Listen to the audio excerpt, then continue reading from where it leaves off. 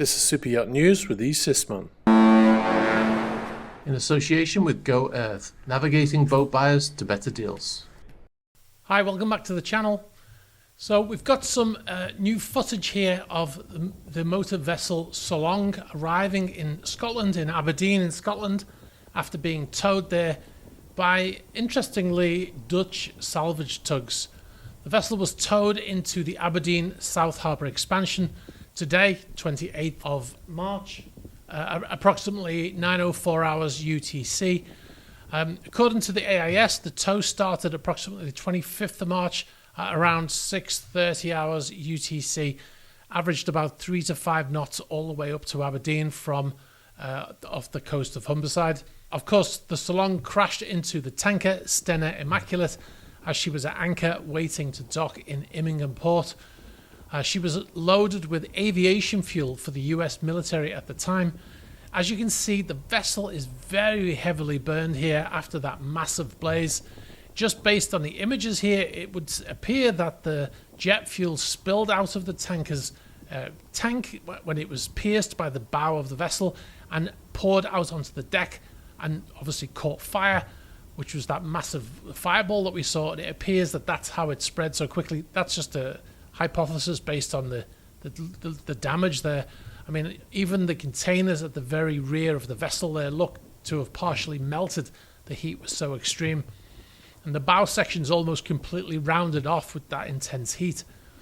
Now, if you look at the accommodation block here, the slash bridge, very heavily burned as well. I'm sure the authorities have already removed the AIS container from the top of the vessel. That would have been on the roof of the deck, on the deck above where the bridge is, and that container is placed there. The idea of this container is that it can be retrieved if the vessel sinks, and without having to go inside the vessel, or if as the people are evacuating the vessel, somebody can grab it if they have the presence of mind to do so. Now, in that container, you've got basically a hard drive, and in that inside of there, you'll have all that data from the bridge, the VDR and the bridge data recorder. Assuming that it's still intact, because that fire was pretty serious, pretty devastating fire there. The investigators they'll be able to find out exactly what happened on the bridge at the time of the crash. The VDR will have radar data, AIS data, speed information, gyro data, as well as audio from the bridge. There'll probably like 3 or 4 microphones on the bridge as well that picks up all of the audio. Any alarms that might have been activated before the impact will also have been recorded by the audio and also in the data, assuming the VDR was working correctly. All right, we'll move on to the next story now. We've got an update on the submarine that sank in Egypt yesterday.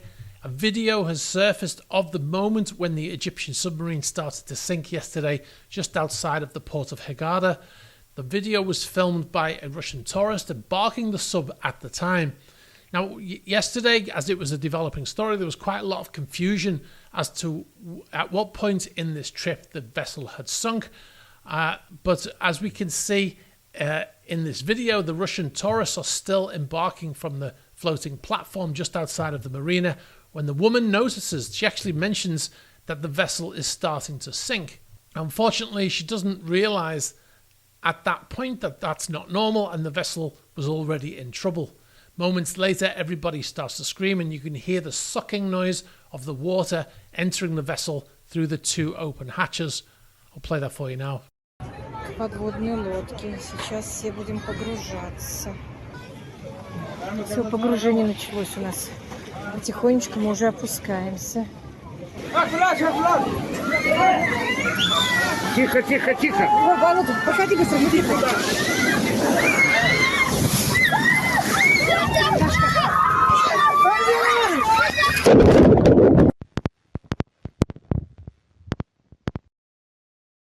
This is a good example of how different people can have very different versions of the same story, right? Because depending on where you were at the time, if you were on board the vessel waiting to go inside, or whether you were already inside the vessel, you could have a very different idea of what was happening.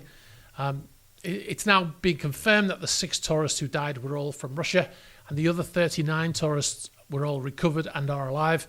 Whenever they do these things and they mention the survivors, they never mention the crew generally.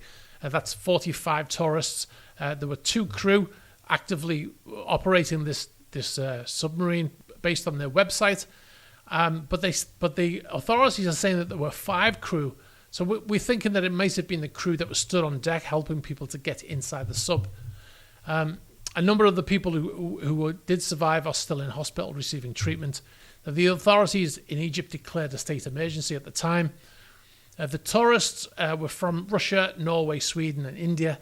And the governor of the region says there were 5 crew members, like I just mentioned. The company that runs the tours, they have a second submarine, and they've suspended all tours from their website as the investigation opens. They removed the portion of the website that allows people to book. The website is still up, but they've just removed that bit so that, they don't have to refund money to people. Now, speaking to the Russian media, a survivor said that as they took their reserved seats, water started to pour in as the 2 hatches were open. She said it was as if the submarine had fallen off what it was holding onto. I think this is just a misunderstanding of what was happening at the time. I don't think the vessel would have been on anything. The vessel would have been tied up to that floating platform. And obviously, once it started to sink, it would have happened probably very quickly. As soon as you could see in the video footage that the vessel started to submerge very slowly. But once those hatches allowed the water to pour in, then it would have sunk very quickly. A couple of comments that actually were in the comment section saying that the title of yesterday's video was weird because it's a submarine. It's supposed to sink. It's not supposed to sink at all. It's supposed to submerge, but it's supposed to come back up at the end of it, right? There's a difference. A submarine can still sink. If it fills with water, it's sinking. It's not submerging. There is a difference. There were unconfirmed reports yesterday that the vessel hit a reef whilst 20 meters down. I think we can dismiss that story now, as we can see here that the people are still embarking when the vessel started sinking. Anyway, everybody's been recovered, all of the survivors and all of the crew. So there's nobody missing. So the investigation now, assuming there is one, will be why the vessel sank. All right, we'll move on. The vessel on screen here, this is the yacht Galactica Supernova. Vessel was owned by a Russian, Vagit Alekperov.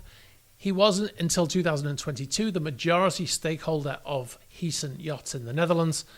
Now, the yacht was up for sale in 2021 as he was anticipating the delivery of his latest build, also named Motor Yacht Galactica, not Supernova, just Galactica. The new yacht at the time, like I said, simply named Galactica, was finishing in Heesen Yacht shipyard when Russia invaded Ukraine.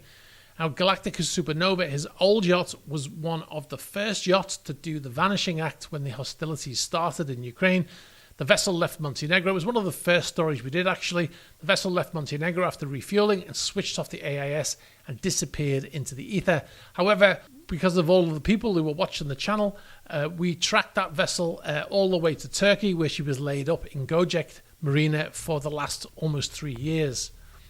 Now, as a result of the sanctions and the new regulations put in place by the Dutch government, Alekperov was unable to take delivery of the new yacht, as the Dutch government blocked all deliveries of all new vessels to all Russians regardless of their status on the sanctions list.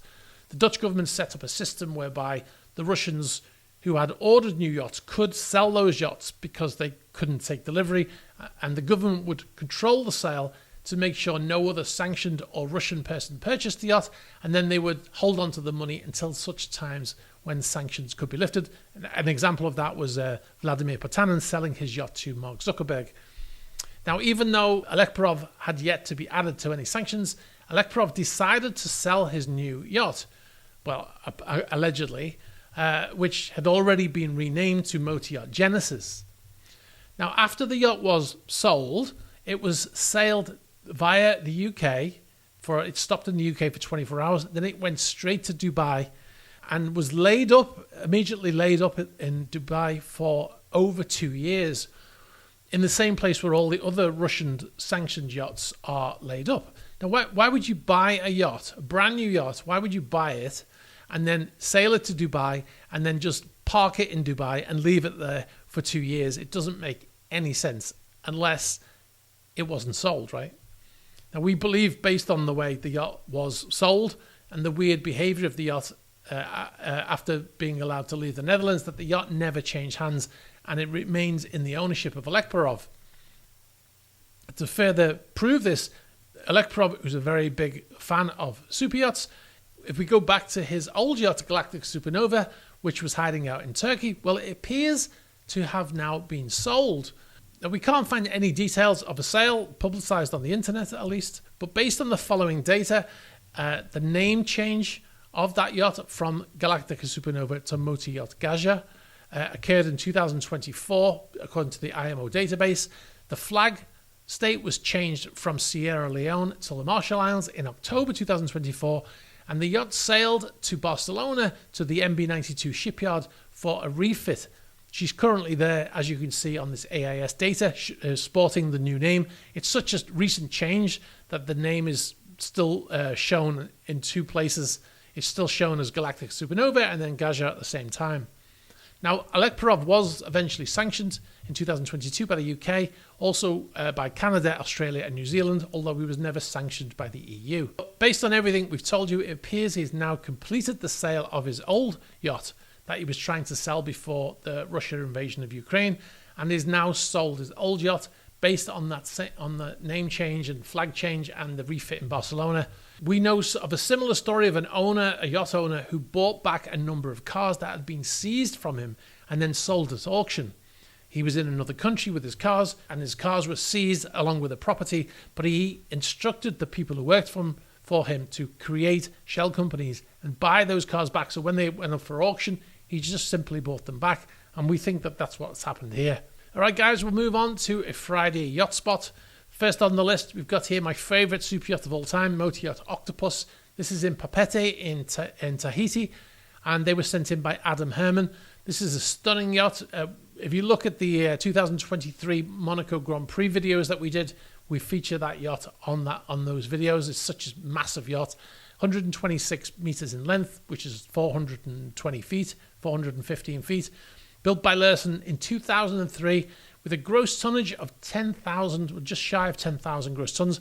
It's still, even after over 20 years, it's still one of the largest yachts in the world. Built for Paul Allen, of course, from Microsoft, and owned by him until his death, and then sold to the Swedish billionaire Roger Samuelsson for approximately $290 million. It's now a charter vessel, one of the largest charter vessels in the world. Next on the list, we've got Motor Yacht Akula. These were sent in by Tony Rivey, who lives in Guernsey. The 59-metre or 193-foot Motor Yacht Akula. You can see her here at anchor in Guernsey on the 21st of March. Delivered in 2023, this is a support vessel, but decked out fully as a super yacht, built by Rossi Navi in Italy. Next on the list, we've got Motor Yacht Obsidian in St. Martin. This was taken by the Eastman Sea Dog Troy from City Centre Yachts.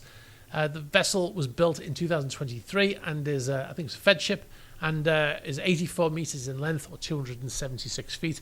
We featured this yacht at the time. It's got a hybrid system on board. And then we've got here some footage sent in to us from Dubai. Now this was filmed, I think this was filmed from the bridge of the QE2, which is now a hotel in Dubai, permanently moored there. It's been decommissioned, obviously, as a cruise ship or as an ocean liner. My brother worked on board the QE2 for decades back in the 80s. I think it was like from the early 80s until the early 90s. Might have even been mid 70s to mid 80s. It was a long time ago. I was a young boy at the time. Alongside the QE2 there, we can see Motor Yacht Madame Goo. This is a Russian-owned Madame Goo. We just talked about this yacht in a few videos ago. You can see her there with the generators on the quayside. Now the other vessel, she's got her name covered as well, as you can notice. You can't hide that yacht though, the colour of it. The next vessel there, that's Motor Yacht Quantum Blue, also with the name covered. This yacht has been there since she left Monaco in 2022 after being temporarily detained from leaving when they suspected the vessel was owned by a sanctioned Russian. It turns out it wasn't at the time, but it is Russian owned, and it's been laid up in Dubai ever since. You can see Motor Yacht Dubai in the background as well, which is obviously owned by the Saudi royal family. All right, guys, that's it for today. Thanks very much for watching. Hope you enjoyed the video. Let us know in the comments what you think of these stories or any of these yachts, whatever it is you're interested in. Let us know in the comments. Be sure to like the video. It's very important for us. It helps us to spread the video around. Also, if you know anyone who might be interested who doesn't currently watch, get them to send it to them, send the link to them. Be sure to subscribe if you haven't, because we still have 80% of people watching these videos who are not subscribers. We'd like to get our numbers up. We just hit 317,000, but we're always looking for new subscribers. So yeah. Also check out our Patreon page, patreon.com/csysman. We put out 3 videos on there this week. Just put out one this morning as well. So if you want to see more videos from us, be sure to check us out there, patreon.com/csysman. If you've got any information for us, be sure to send it to the address in the ticker. And if you've got photos or video, you can send it using the link on screen as well. It's theyachtReport.wetransfer.com. That way we get the full resolution. Please don't send them through Facebook Messenger, because we can't download them and they're very low resolution. So yeah, please send them through that link. All right, guys, whatever you're doing this weekend, whether you're working or whether you're having the weekend off, I hope you have a great one, and we'll catch up with you soon. Bye-bye.